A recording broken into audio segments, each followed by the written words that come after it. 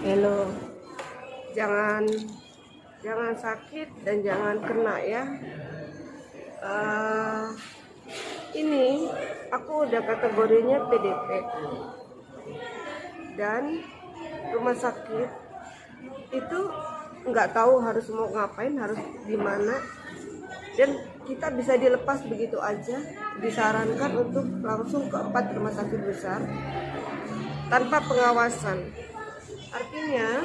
Artinya ya, kalau aku males lanjut ke rumah sakit besar yang ditunjuk itu, aku cuma balik ke rumah, terus aku berhubungan dengan misalnya tetangga kanan kiri dan I'm fine, aku ngerasa fine, tapi ternyata aku positif, itu nggak kebayang dampaknya kayak apa.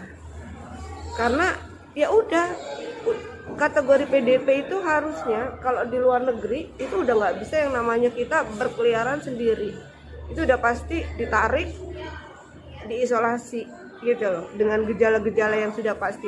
Negatif atau positifnya adalah urusan belakangan, tapi bahwa orang yang PDP itu tidak boleh berkeliaran. Nah, di sini ya udah, kita suruh pergi ke rumah sakit, cari taksi boleh, nggak apa-apa, nggak ada ambulan, nggak ada pengantaran, pokoknya nanti ada rumah sakit besar, itu hanya di rumah sakit itu aja yang bisa melakukan. What's wrong kalau aku males, terus aku misalnya tiba-tiba cuma mau tidur di rumah, terus ternyata aku positif, nah kayak apa? Danger, asli ngeri deh.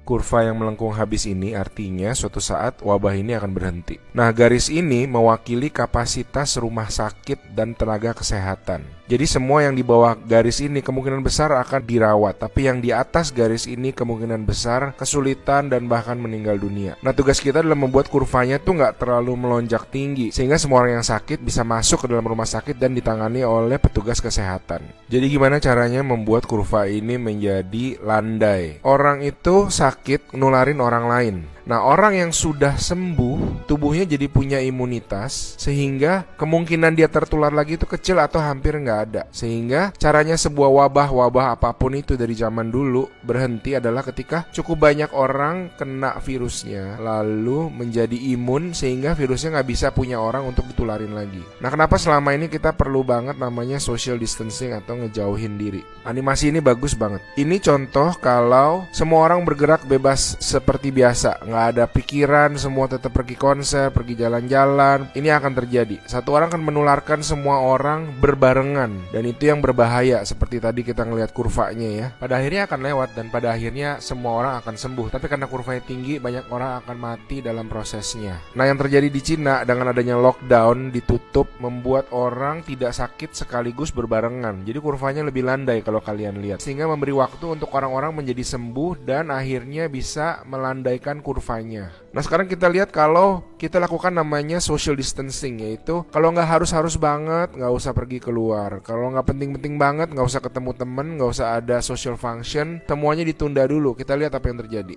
Nah, bahkan ini ada simulasi satu lagi. Kalau social distancingnya itu bener-beneran ekstrim, orang nggak boleh keluar, ada jam malam dan sebagainya. Ini yang terjadi.